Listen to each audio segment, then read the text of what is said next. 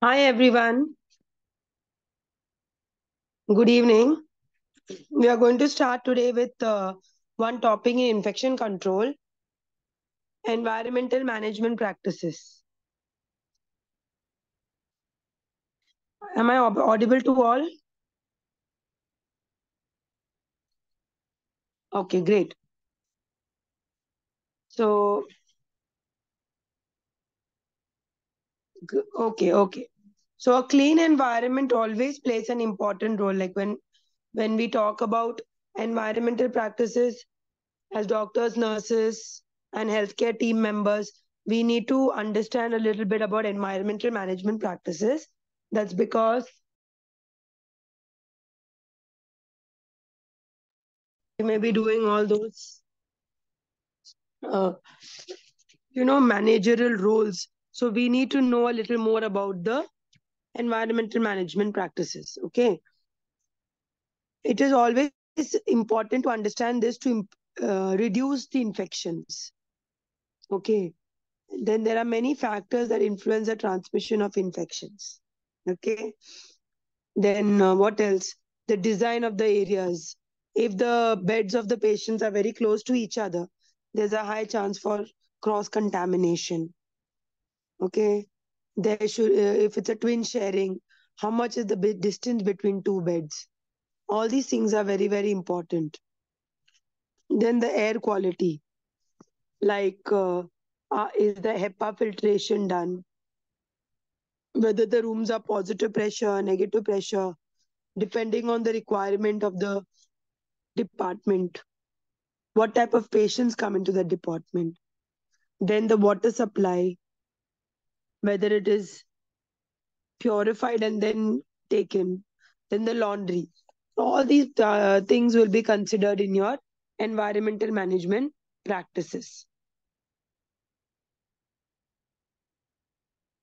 So every time a spacious room is what is the ideal scenario, but you can't have too many rooms in a hospital with lots of space. Page number 78.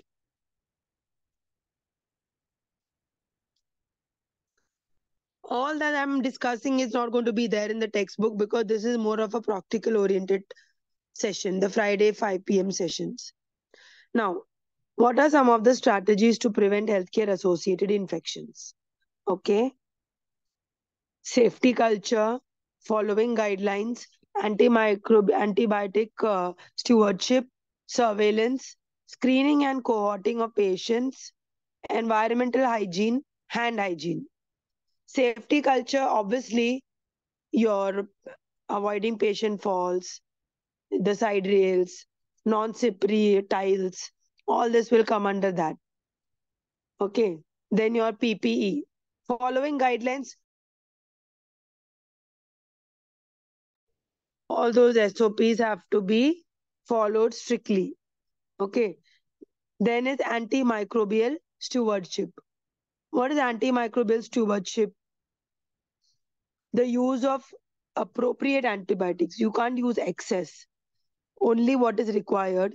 Follow the protocol on a timely basis. If it's just a small surgery, you don't need a very high, broad antibiotic. And whether you are misusing antibiotic, all that comes under antibiotic stewardship. Then surveillance. Surveillance for infections, UTI, all this help in reducing infection.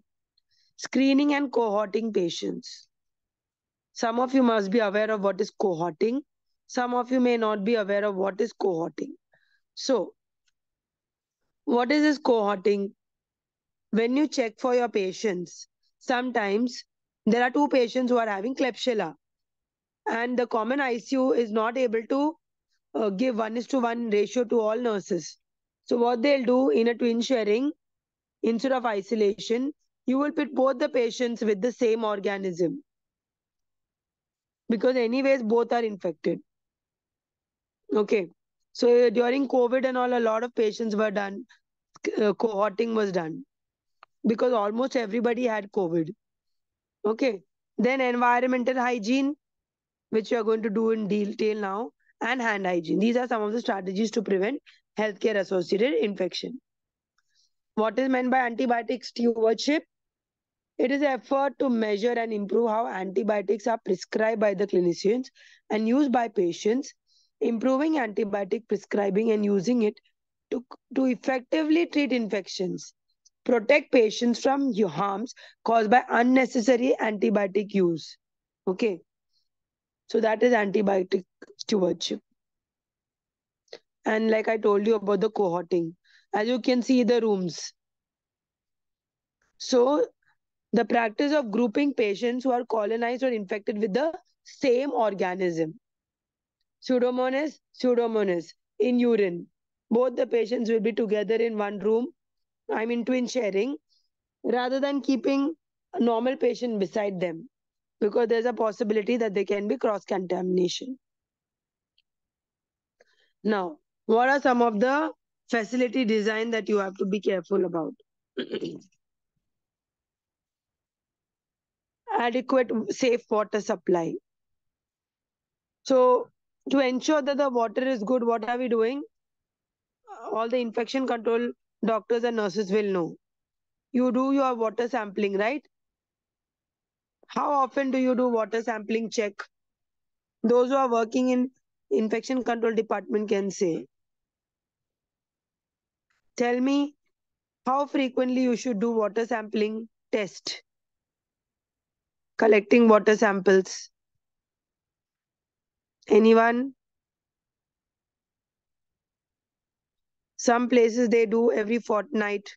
Yeah, some 15 days, some 1 month. Correct. Appropriate cleaning practices. So that is about, yeah, monthly. So you take water sample and find out whether there is any colonization. Appropriate cleaning practices, your disinfectant policy, mop policy, duster policy. Adequate floor spaces for beds. Then inter-bed space, between two beds, the space.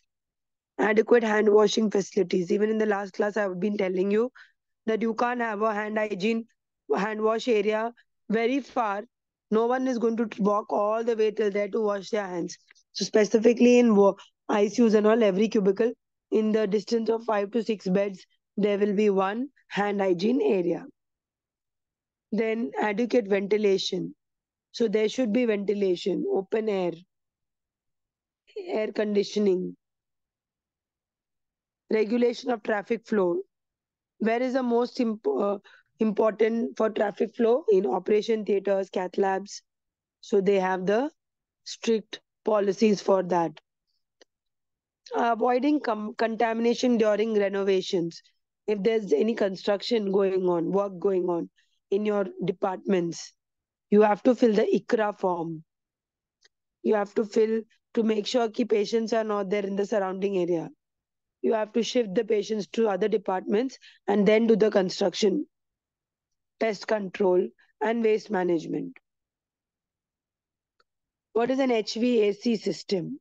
Heating, ventilation, and air conditioning systems in the ICU. Okay, the ICU should be fully air conditioned. Only then there'll be control of temperature, humidity, and air exchange. If this is not possible, then we should have the tilt-turn windows. So all the bigger hospitals will definitely have ICUs and air condition. But the smaller nursing homes and all, some places may not have ICU.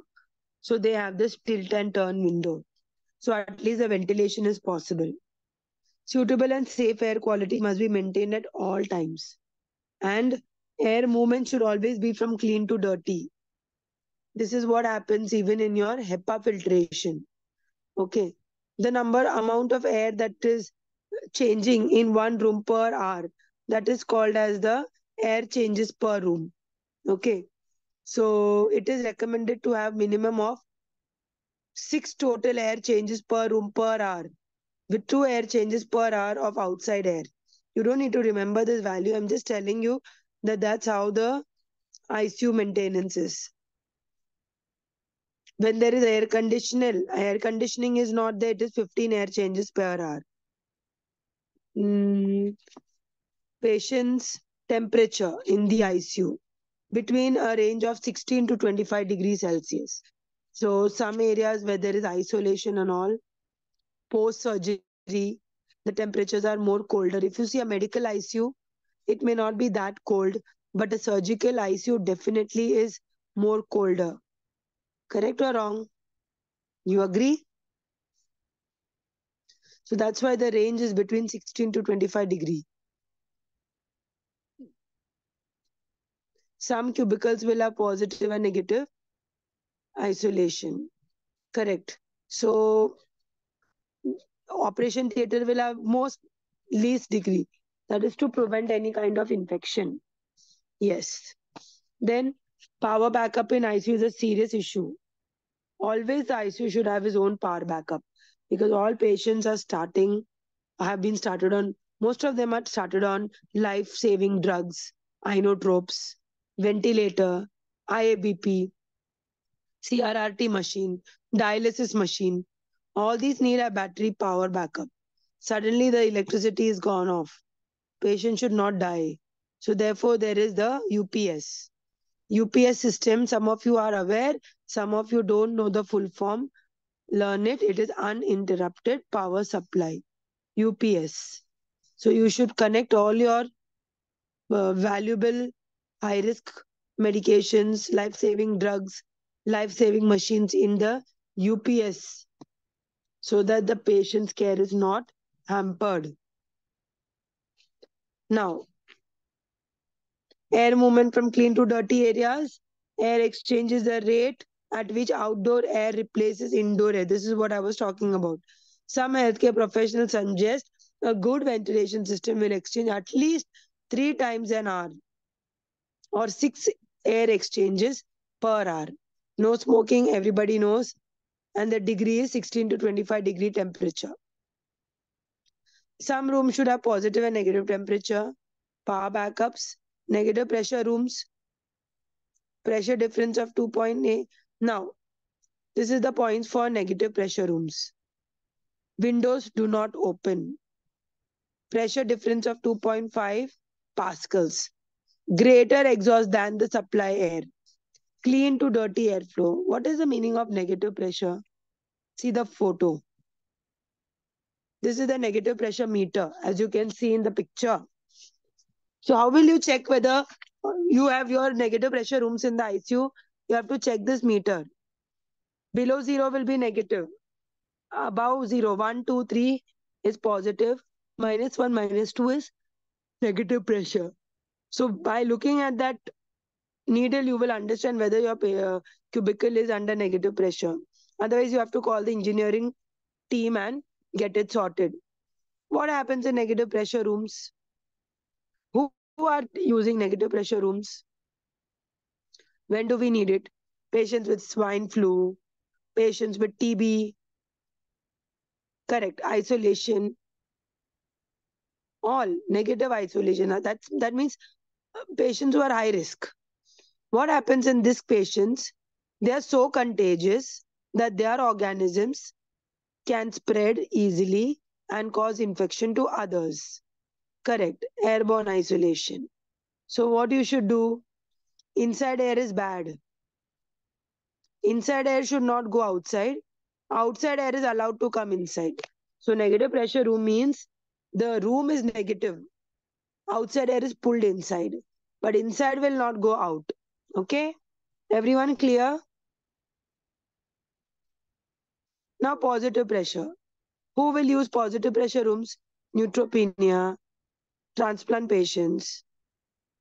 Yeah. Operation theater, cath lab. There it is positive pressure. There, their inside air is considered to be more infection free. Outside air is contaminated. So they keep pushing air from inside to outside. Positive pressure. Okay.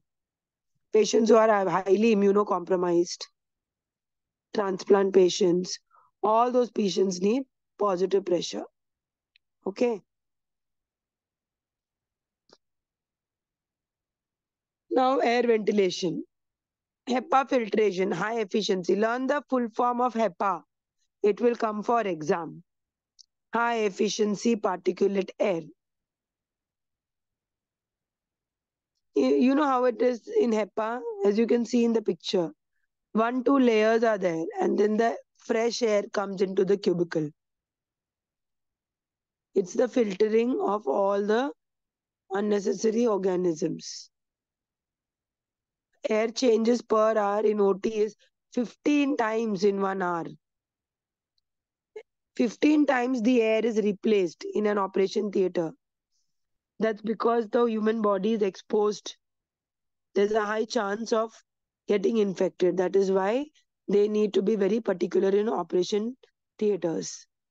And temperature 20 to 22 degrees Celsius. It can be less than that also.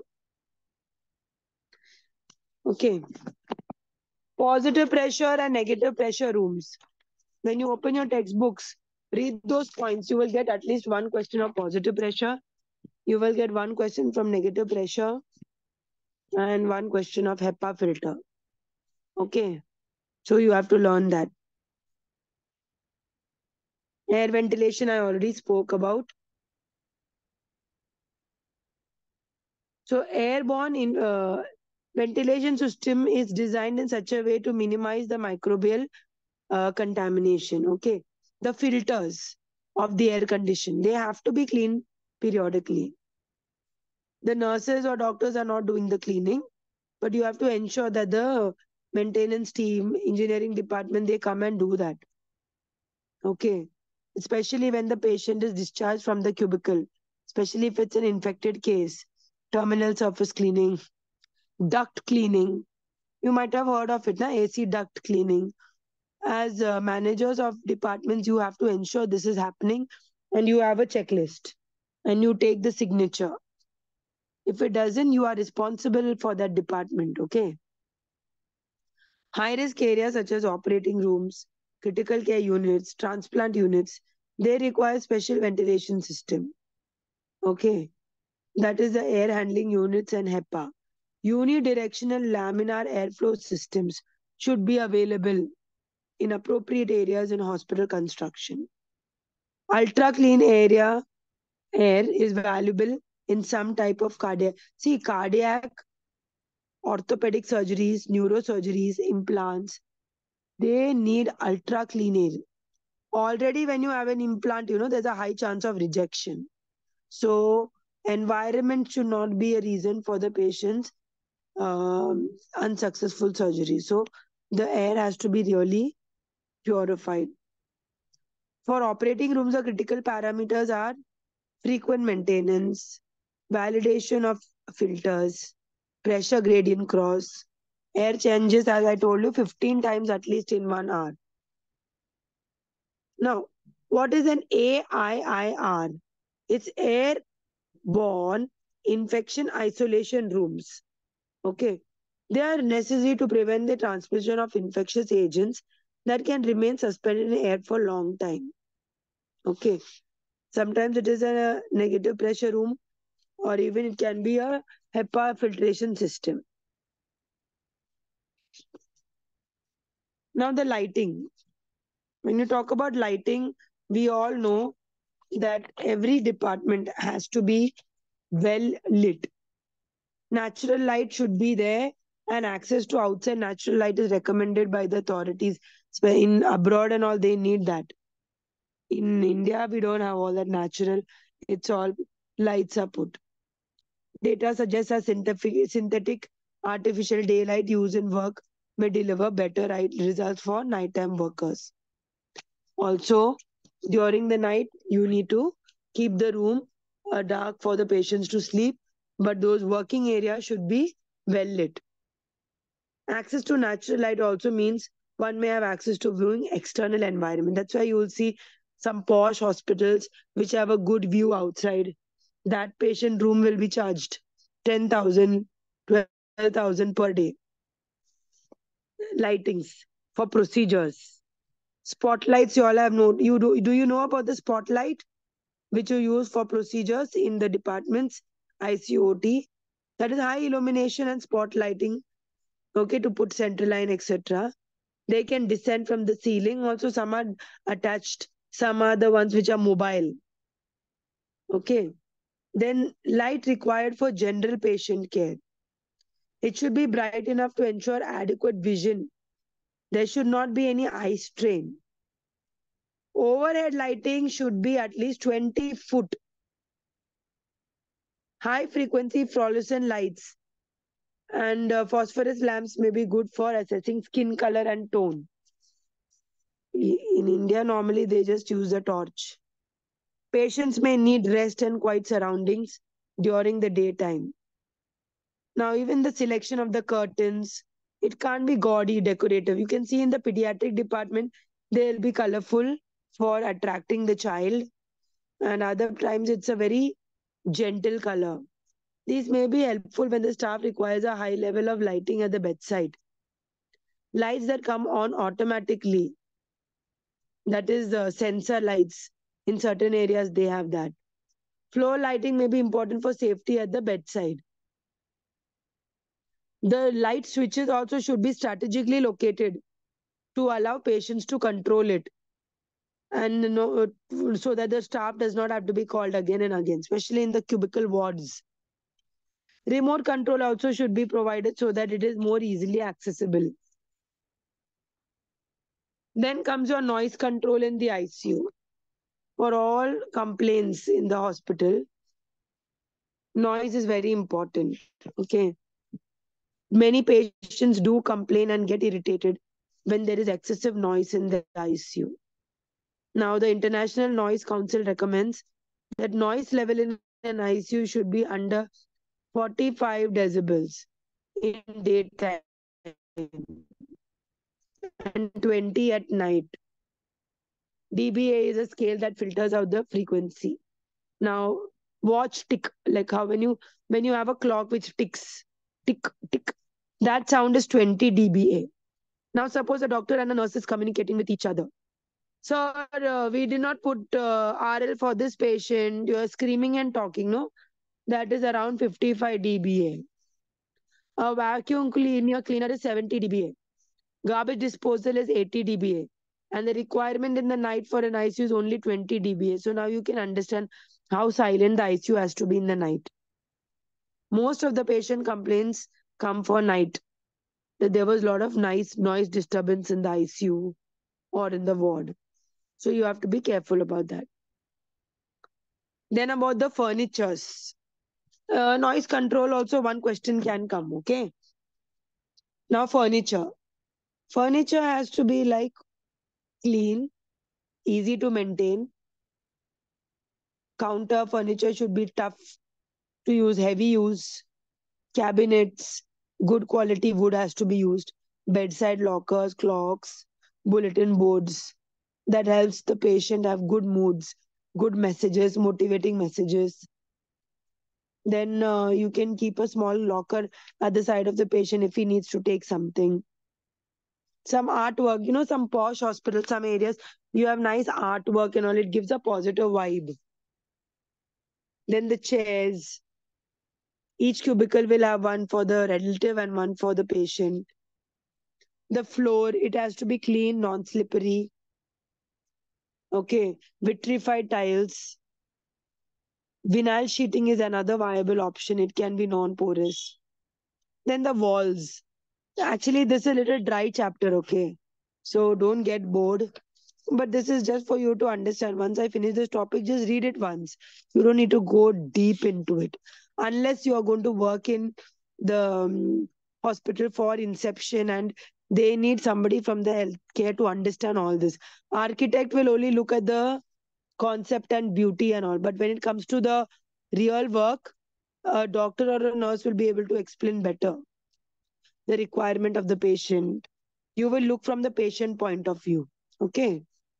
That is why this is important. The walls should meet following criteria: durability, ability to clean and maintain flame retardants, sound absorption. It has been very useful to have a height of up to 4 to 5.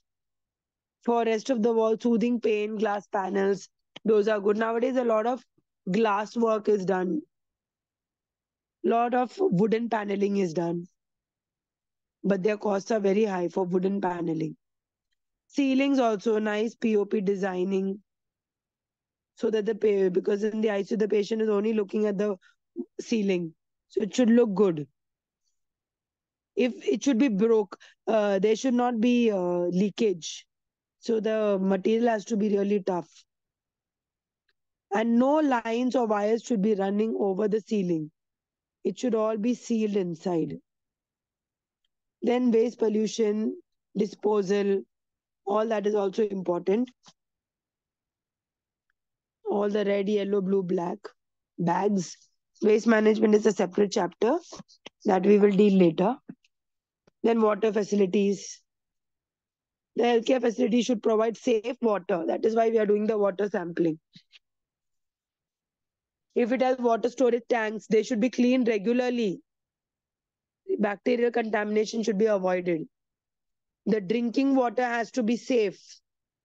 Boil water for 5 minutes to render it safe. Water purification units will be there in different departments.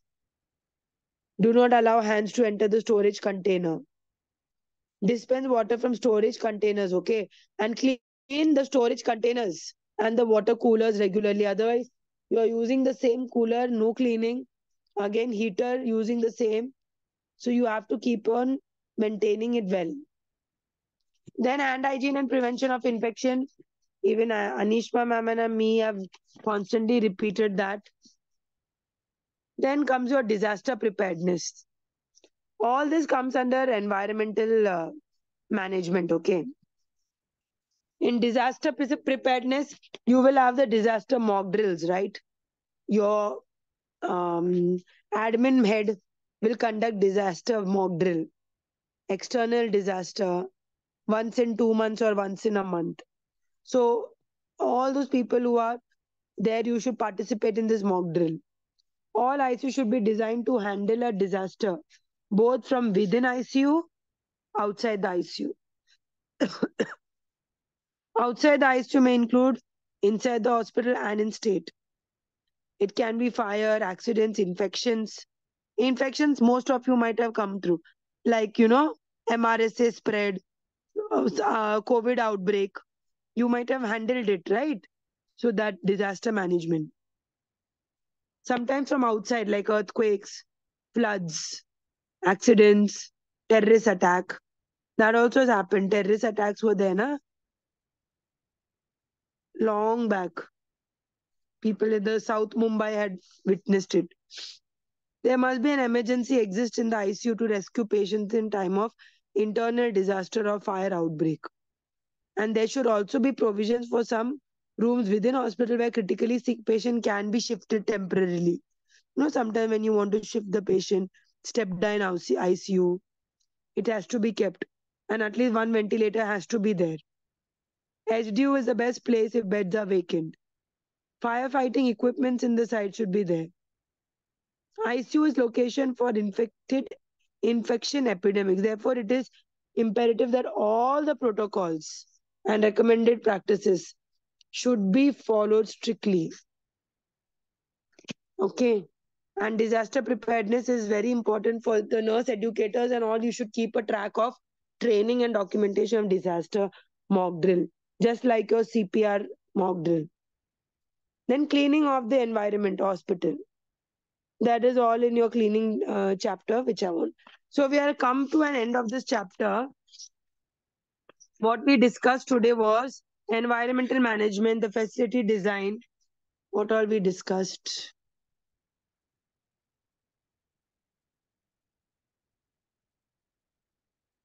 Air quality, water supply, laundry.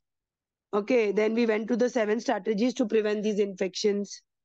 Then we just discussed about antimicrobial or antibiotic stewardship, cohorting and isolation, facility design, what all are important in a hospital, like safe water supply, cleaning practices, floor space, interbed space, hand wash facilities, regulation of traffic flow, avoiding contamination during renovations, pest control, and waste management. Then your filtering system. Okay. Then positive pressure rooms and negative pressure rooms. What are they? What are you? Which conditions are there? Air ventilation, HEPA filtration, lighting, and what are the parameters in that? Noise control in ICU, and disaster preparedness. So environmental management practice has only these topics. Read the textbook, this chapter once. You will be confident. No need to go too much in depth. Anybody has any doubt? Anyone has any doubt?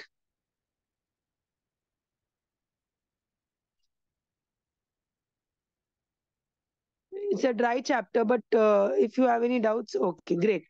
So, like, yeah, now tomorrow again, everybody remember, okay, every Saturday, 3 o'clock will be Six Sigma lecture, 4 o'clock is quality lecture, and 5 o'clock is infection control lecture.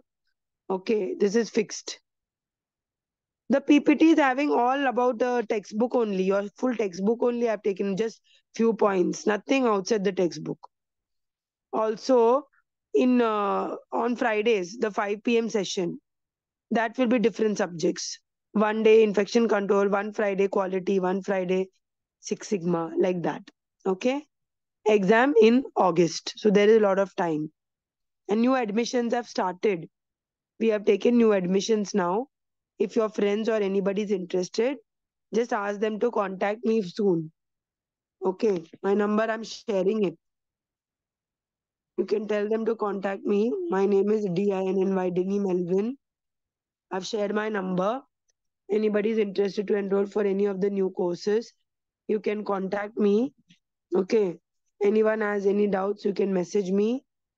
I uh, have a happy weekend. Attend tomorrow's session. All right. So take care. Bye bye, everyone.